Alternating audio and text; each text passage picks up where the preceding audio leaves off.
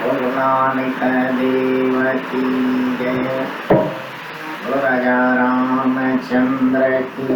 जय। बोलो श्री कृष्ण भगवान की जय।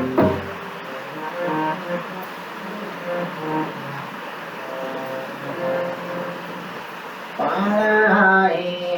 तुमला प्यारा, पढ़ाई तुमला प्यारा, तो बेटा तुमके बैठे खायो,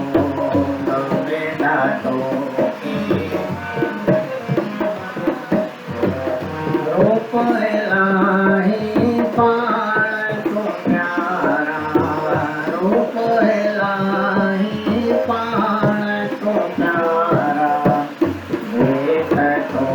के दीवानो बनायो, वेद तो के दीवानो, वेद तो के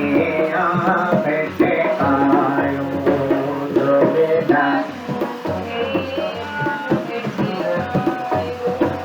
पाण तो फोटो प्रेम बनायो, पाण तो फोटो प्रेम, पाण तो काओ उन्नति जड़ायो,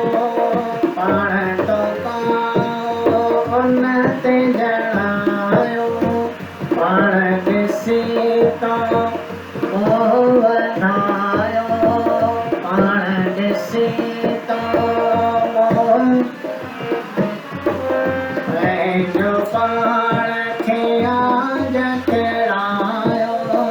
पंहिंजो पाण खे जाचे ॾिस तो पाण प्यारा, जाचे ॾिस तो पाण,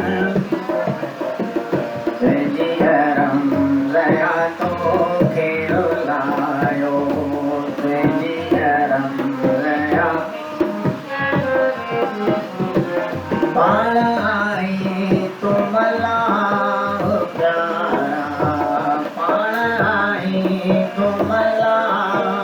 प्यारा, वेदा तो खे बैठे खायो, वेदा पाण पोखी तो वणटण मेवा, पाण पोखी तो वणटण, पाण कई तो तन जी शेवा, पाण कई तो पाण पोखिया सब देवी देवा,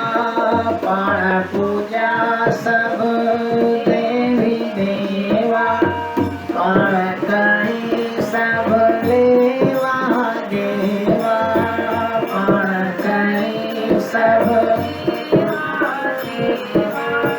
पाण विछाई जार प्यारा, पाण विछाई जार, पंहिंजो पाण खे वासायो, पंहिंजो हारे,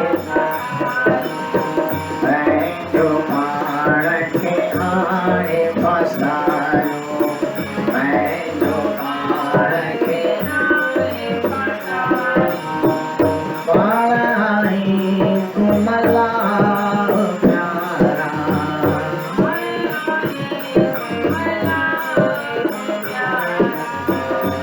वेदा तो खे बैठे खायो,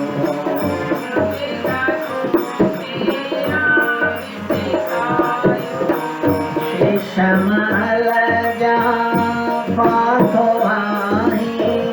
शीशमल जा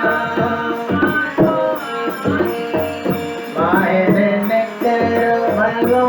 जे चाही, ॿाहिरि निकर अंगन वांग अॻ ते काही अंदर